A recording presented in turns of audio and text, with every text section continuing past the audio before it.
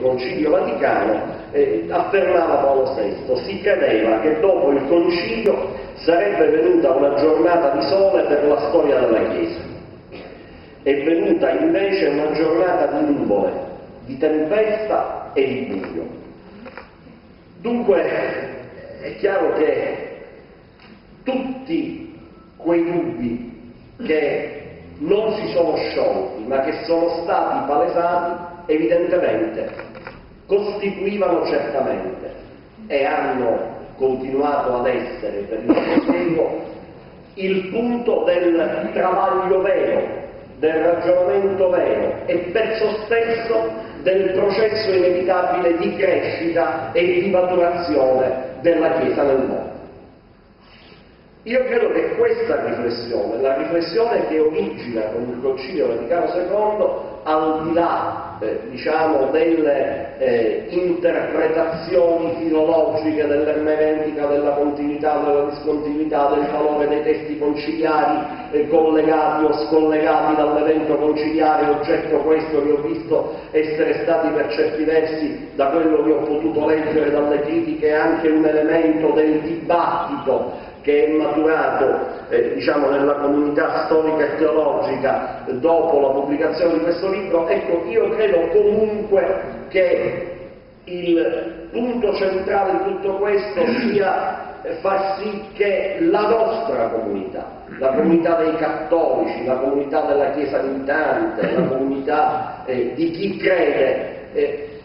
continui a porsi interrogativi nel tentativo di risolvere e di superarli, non cedendo né all'eccesso delle regole o delle teorie del modernismo che finiscono inevitabilmente col rivalutare e rendere centrale il tema del relativismo, ma evidentemente avendo quella apertura e quella flessibilità che sta tutta dentro la dottrina sociale della Chiesa e che in qualche modo impronta l'esperienza e la modalità di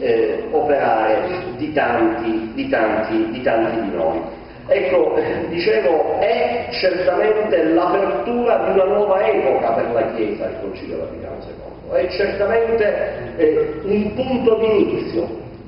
Si ipotizzò che potesse essere un punto di arrivo o un punto fermo, non lo è stato, ma è stato certamente il punto di avvio, di inizio, di esordio di una riflessione che dura tuttora e che travaglia tuttora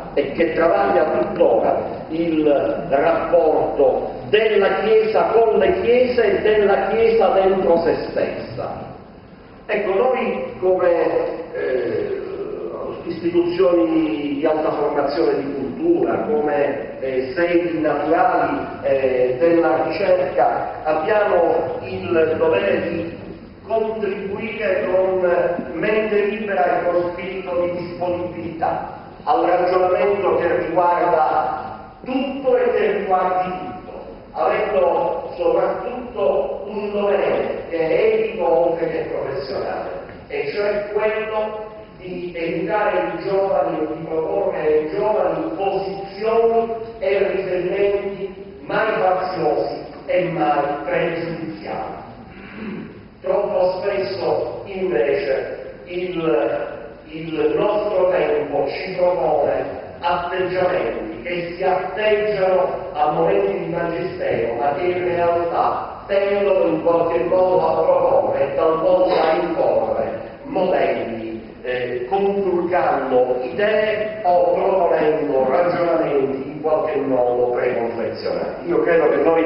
abbiamo invece il dovere come istituzione di cultura proprio di prevenire questo rischio, di prevenire che i cervelli e soprattutto i cervelli dei nostri giovani possano essere portati all'ammasso o peggio ancora infarciti di slogan da rivendere nel momento più o meno opportuno. Diceva